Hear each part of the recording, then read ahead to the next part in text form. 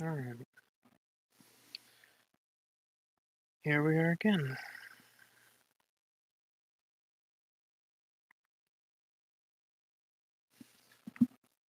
Had a bout of insomnia last night. I at least managed to sleep about 5 hours, but laid in bed about an hour and basically said, "Fuck it, I'll get a shower and just stay up." So that was fun.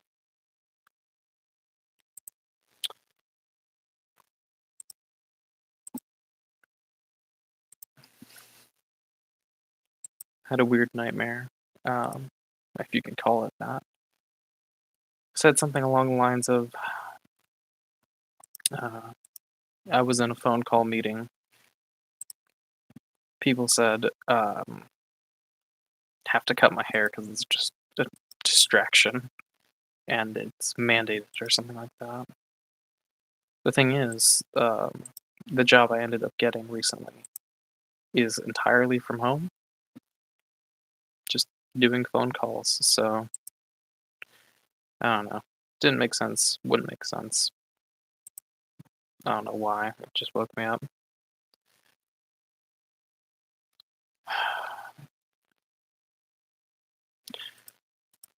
But I got that shower, and I don't know. Just been thinking. I don't have the fucking time to go to a therapist. Correction. I do have the time, but my car is a lemon in disguise, and I don't feel like pestering my roommate for rides every week, so yeah.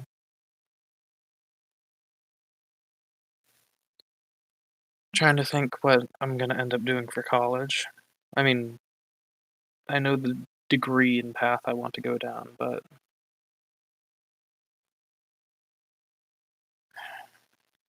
the fucking cost, man. It's tiring, stressful.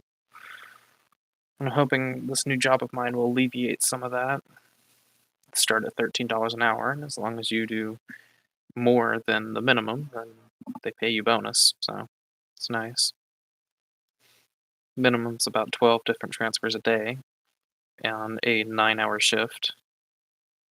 I usually pull anywhere from about 15 to 17 people a day, so fairly easy. Get small bonuses. I think it's an extra $2 transfer on top of the hourly pay, so it's nice. Um, but the main reason I'm starting to do these videos is just, I guess, to hear myself, if that makes sense. And I know that might sound weird, but when you can't go to a therapist and you don't have anyone to talk to, or at least no one you want to bring up your problems with, then what else do, you know? Because it's either that or let the thoughts just sit in your head and fester like an infection. Moving into this new place, it's nice. Um, Roommate's nice. Just everything about it. Has two cats. Spacious. Much more than the last place I was in. But despite not having stress over rent or knowing whether or not I can afford dinner every night, um, it's lonely. And the main thing I wanted to bring up is what happened back in 2020. Um, I've had this pattern of repeating thoughts, and I only recently caught on to this myself. And trust me, I've been trying to stop it, but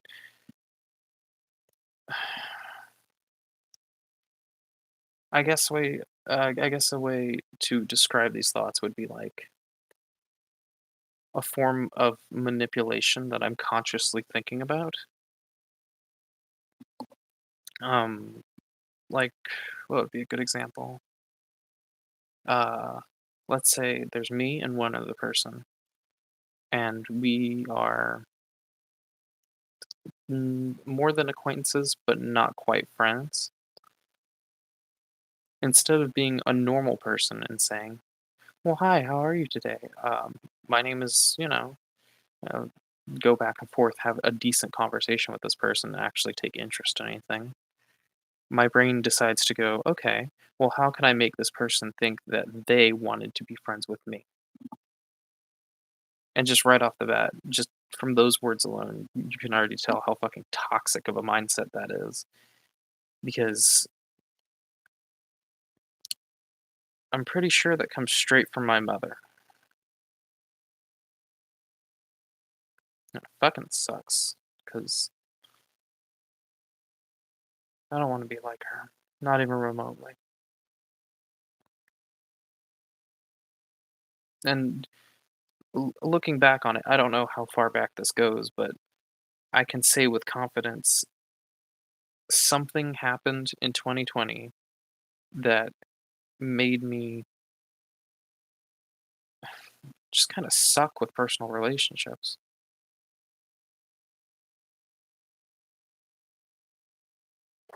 I mean,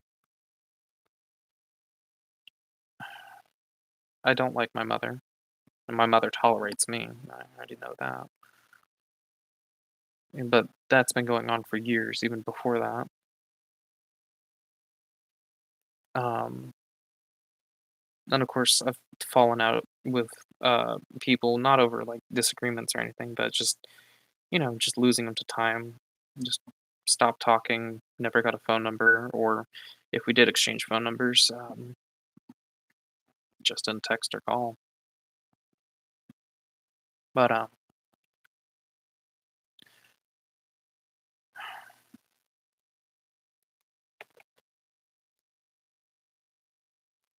this past year's been tough as shit. Like the tail end of 2020 and now.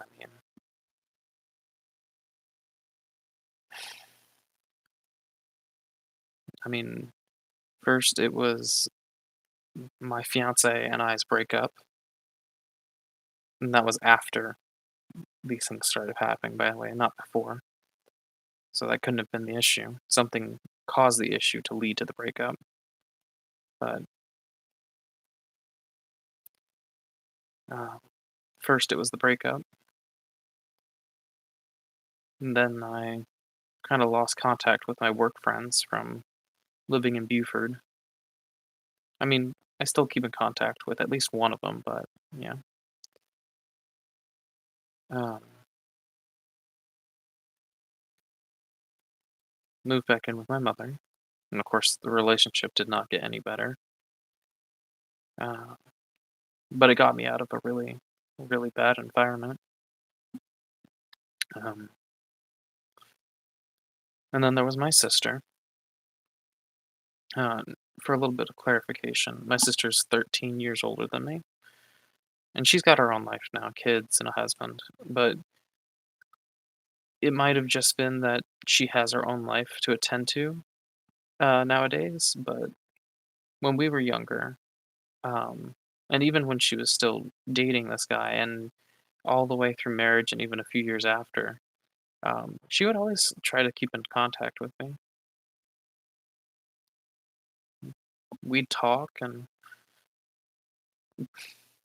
she tried, or correction, I talked about hanging out every once in a while, but we never did it.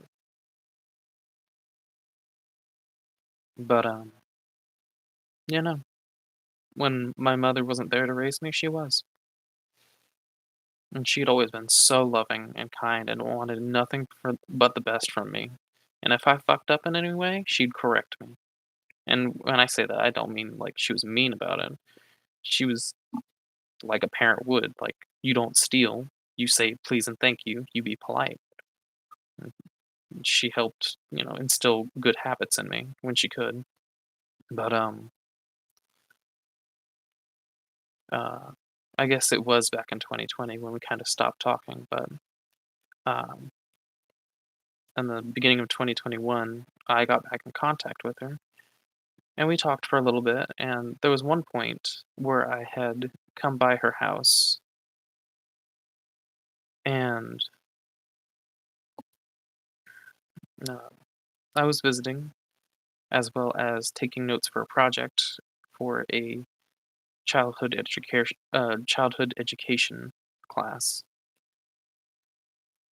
You know, I stayed, we talked a lot, and I took notes where I needed to, but majority of the time was spent just hanging out with her and my nephews. But it was after my nephews went to bed that she and I just sat on the couch and talked for a while. Um, but whenever we talk about our mother, and to clarify, we're half siblings, but we've always been treated each other like full siblings. Um, Whenever we mentioned our mother, we would say mom, and I mean that's it. We just referred to her as mom. But while I was there visiting her, and this thought came up again earlier today when I was taking a shower, when we did eventually talk about her, uh, she said my mom,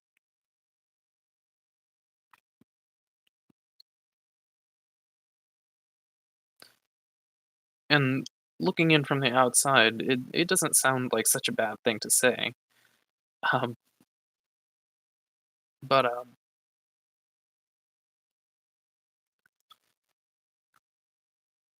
the moment she said that is kind of when I realized uh, how far we kind of drifted apart over the years.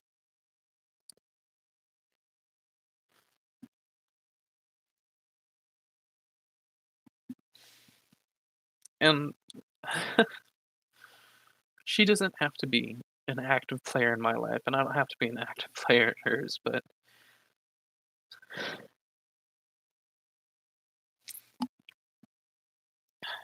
after hearing that, it just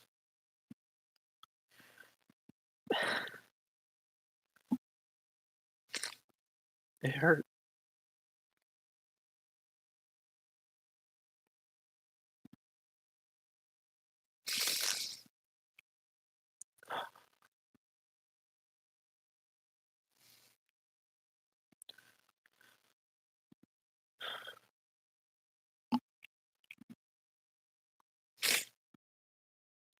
It really it really hurt.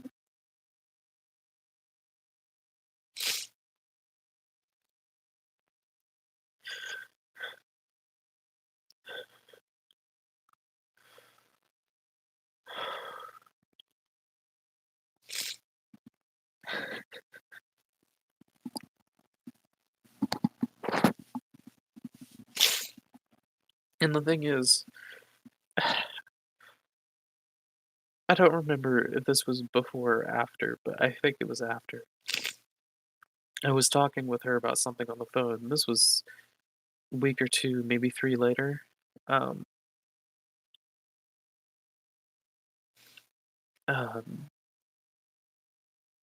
my sister has never gotten rude or mean with me like the stereotypical sibling. She's always been loving and kind. And whenever she was angry with me or mad, it's because I had done something wrong. Like a mistake, or maybe I did something and didn't realize it was wrong. Like when I was younger, like a parent tells a child when they're doing something wrong, kind of thing. Um, I don't remember what the discussion was about. Maybe college, something like that. Maybe. Uh, we were just talking on the phone, and she said, "You're a fucking idiot," and she repeated that.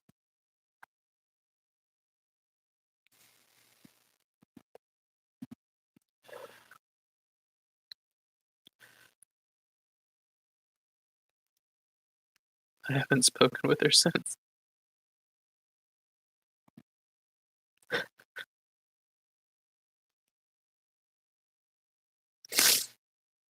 And,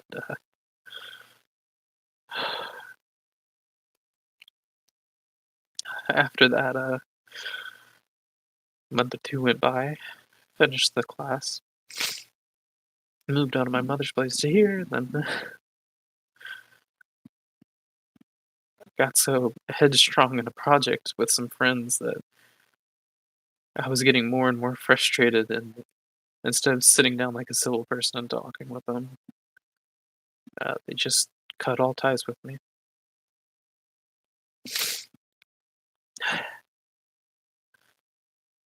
And the thing is, when you lose a friend in childhood over a fight or something similar, um, it's understandable. It's gonna happen at least once in your life. When you lose someone you love in terms of just them leaving you, like my fiance, no, that might happen in your life too.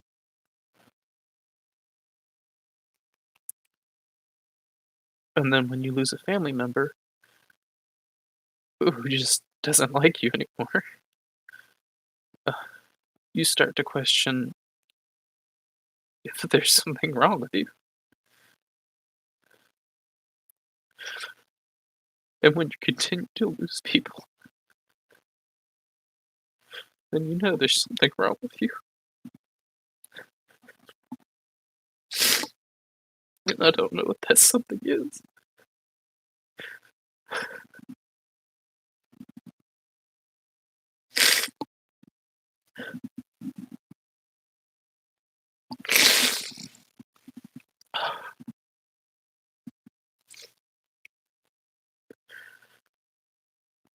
The only people that I still talk with, that I have a healthy relationship with, or at least some relationship with, are my dad and my cousin. And the thing is, I lost contact with my cousin too. Um, up until October of 2020 was when I was on the suicide hotline, and the lady asked if there was anybody uh, that we could call that I could reach out to.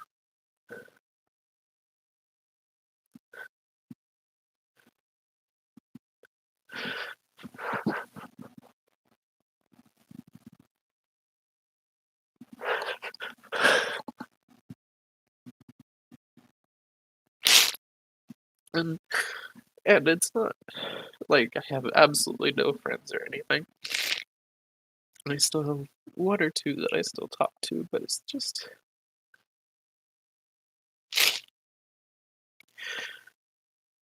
I don't know what's wrong with me.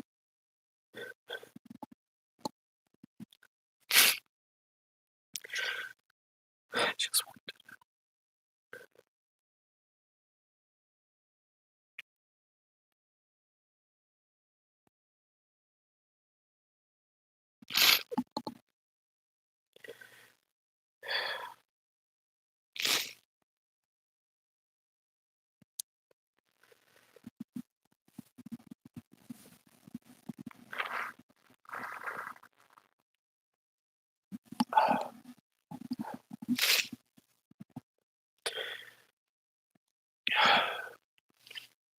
the only people who I don't mind losing in general are probably my mother and grandparents on my mother's side, simply because of the amount of mental and emotional strain and abuse they've put both me and my sister through.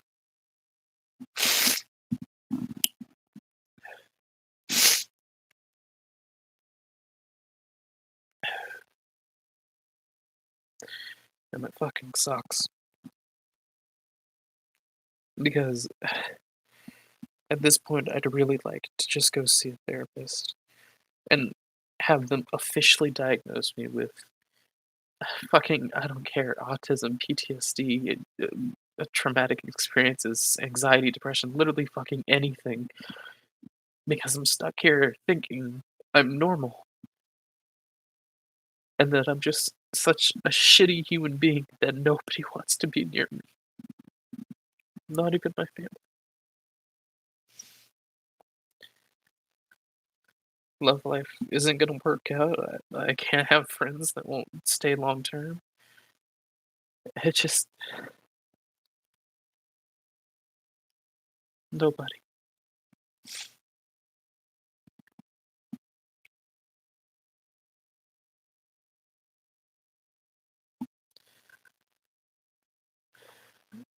And sometimes it's hard to explain unless you've hit that kind of low before, but you can still have people to reach out to,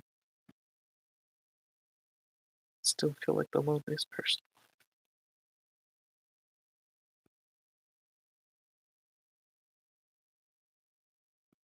And then part of me thinks the issue might be that uh, I just rely on other people too much for emotional stability since I didn't get it from anywhere else really growing up. I mean, my mother was there, yeah, but she's been like this for as long as I can remember. And if the stories my sister says are true, which she had no reason to lie about them, my mother's always put love interests before her family. And the only thing she'll put in front of that is her children, and only part of the time. I mean, growing up until 8 years old, we used to live in Sugar Hill, Georgia. And then we moved over to Arizona, where my stepfather was extremely fucking abusive to me. Snarky ass comments. Oh, you're not gonna get any stronger using your thumbs to play games. Or just looking at me side eyed and go, really? Fucking little shit like that.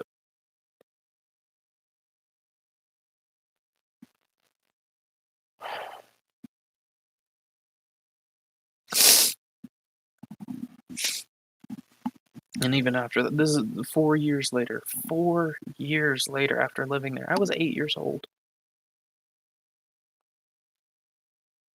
And right around that summer of 2012, we moved back to Georgia because at one point it took 4 years for my mother to finally realize that maybe I wasn't happy in that household and that she wasn't either because they would have fights almost every day. Now, he would never hit her, and as far as I know, she never hit him, but they would scream and yell until my mother cried.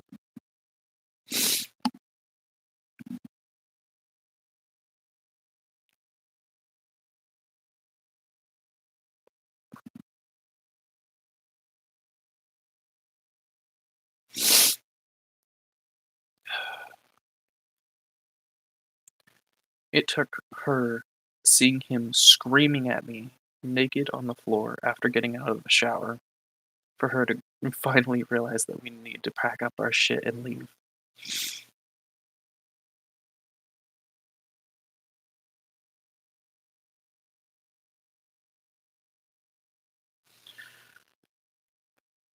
No, no, I had just finished 6th grade by that time. Moving back to Georgia, I went between like maybe 4 to 5 different middle schools for my 7th and 8th grade years. It sucked. There was nice people here and there. I still remember a few faces. I can't remember their names.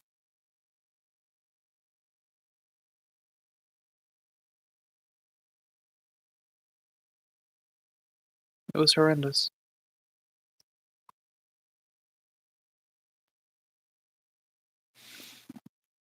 And then about 2013, maybe 2014 rolled around. Actually, it's no, 2014, 2015. We moved to Ackworth, and it was much better. I mean, we weren't in an apartment or sharing a house with a different family for once. And I started going to high school, and it was actually really nice for a long while.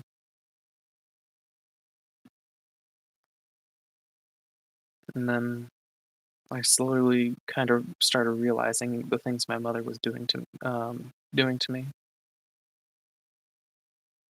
Um, it's the little things, but when you start to recognize them, they become a lot more obvious.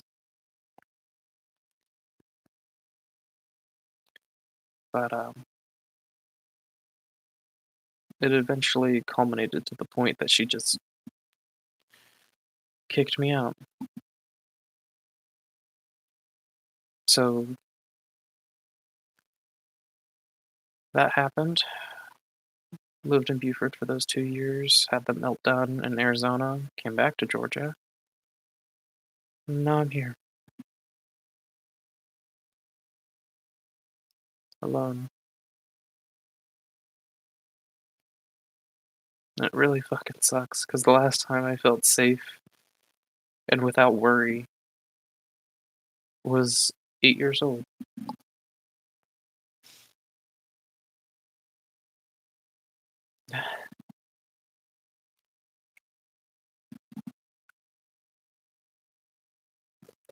Fucking barrage of abusive step-parents, then an abusive mother, and it makes me worry because that type of shit doesn't just hurt the other person that it's being done to, but it turns them into another one. It's like a sick fucking disease.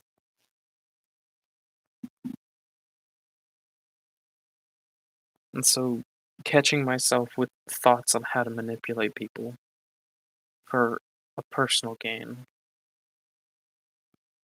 just fucking tears me up inside because I don't want to treat people like that. I want to be able to just walk up to a person and say, "Hey, what's up? What's going on? What's new in your life? What's interesting with your life?"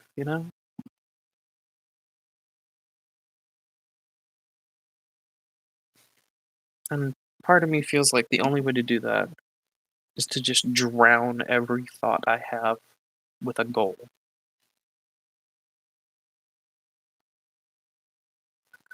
And right now, those goals are a college degree either in the US or overseas, moving overseas, and settling. And I have pushed every other thought so deep down that it's all I can really think about. Either that or working on a personal project like writing stories or working on the game.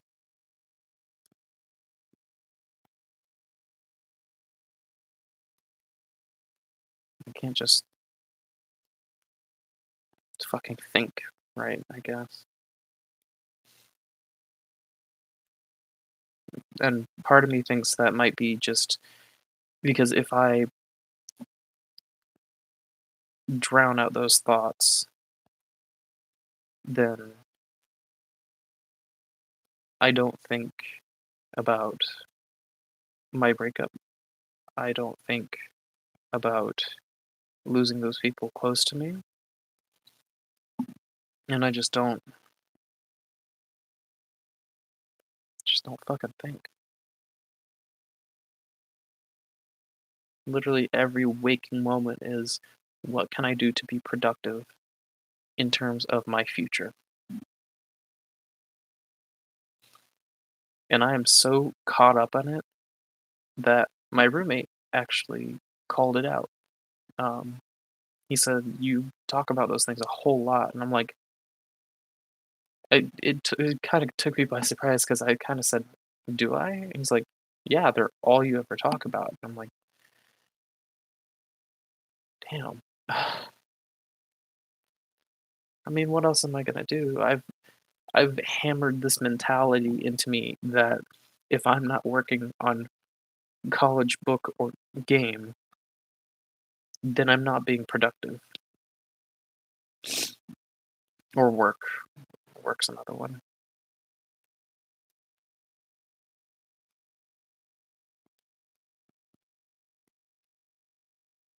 And I guess another thing is I fear that if I do stop hyper focusing on those things, that I'm gonna just go back to my old ways of escapism.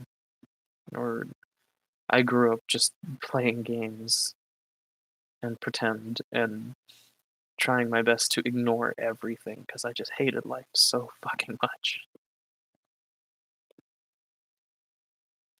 And it's kind of interesting because I watched a video um, called Voluntary Extinction.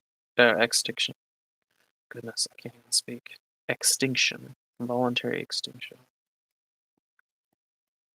And basically, one of the points that the video covers is if you know the amount of pain and the amount of happiness a person will experience in their life, would you still want to bring a child into the world? Because just by simply existing, they will experience pain. It is inevitable. But the amount varies. It depends on your economical status, it depends on your race, your location, languages you speak, what kind of degree you're going to get, if you even get one. There's so many, just a multitude of factors, and you can't even prepare for it because what if you think, okay, well, I have literally everything planned out, and the child is born with, I don't know, paralysis or something. Well, now you have to completely rewrite that plan, and even then, it might go wrong. What if they suddenly develop a tumor? You never know when these things can happen. But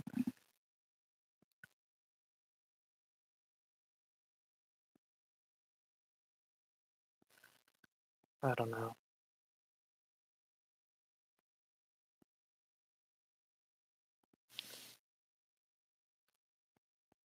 I remember when my depression was really, really bad back in 2017,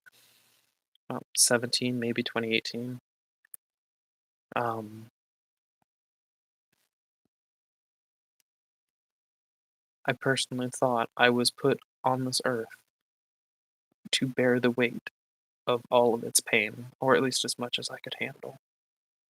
Because I mean, I had a fucked up childhood. I had a fucked up middle school, fucked up high school years, and even through my young adult life, which I'm not even through yet, I still feel like it's been kind of fucked up.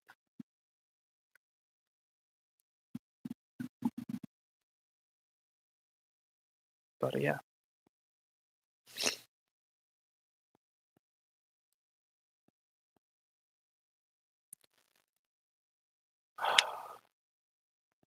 there's some people I can thank though for being there in the meantime. Um, of course, my dad, my cousin Jose, as well as his parents as well. They're not super involved with my life, even less than my cousin, but I still appreciate them being there for me. And my abuelita as well. We've always had a language barrier, but she's the sweetest, most wonderful woman alive.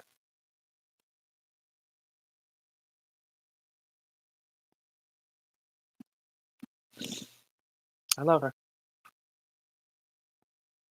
I love her a lot, and I can't even express my words outside of te quiero mucho because I don't speak Spanish and she doesn't speak English.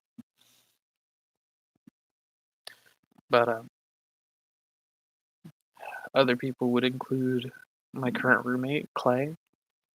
He absolutely did not have to offer to allow me to live here, and he did anyway. And I appreciate it so fucking much because by doing that alone, I could just take a moment to breathe. I mean, I don't have to worry about paying a $600 rent for a single room. It's just I can finally think, breathe, and not have to worry about someone who is going to suck the funds out of me or mentally and emotionally abuse me since childhood.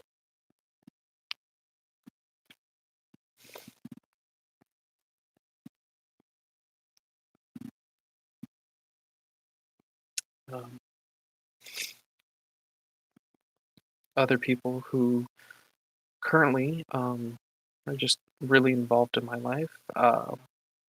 Rudy and Bug from California and Canada, respectively. They're a couple, but we don't talk too much, but it's always nice to hear from them. Uh, as well as Caroline, Will, um, uh, goodness, Caroline, Will, Salamander, Mikkel on Church's server. Everybody on there, really. Again, we actually don't even know a whole lot about each other, other than they know I'm trying to move to the EU or Britain.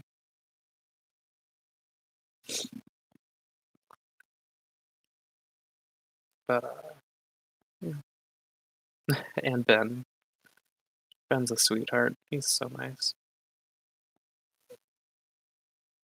And I actually know he cares because he, he'd like to date me, but he also knows that I've been wanting to move to Europe for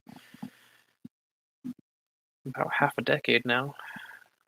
And he's already said, if you want to go, I'm not going to stop you because I know that's been your dream. And it breaks my heart in such a bittersweet way. Um, and, occasional Steam friends that pop on from time to time. I haven't talked with them a lot recently, but it's still nice to hear from them.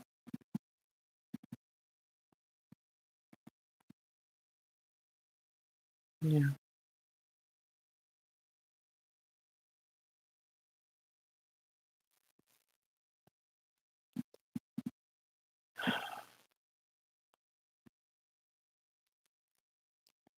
But that's about it for now. I gotta get ready for work. It's gonna be fun. I only hope that this job pays well. $13 an hour plus bonus on transfers. I hope so.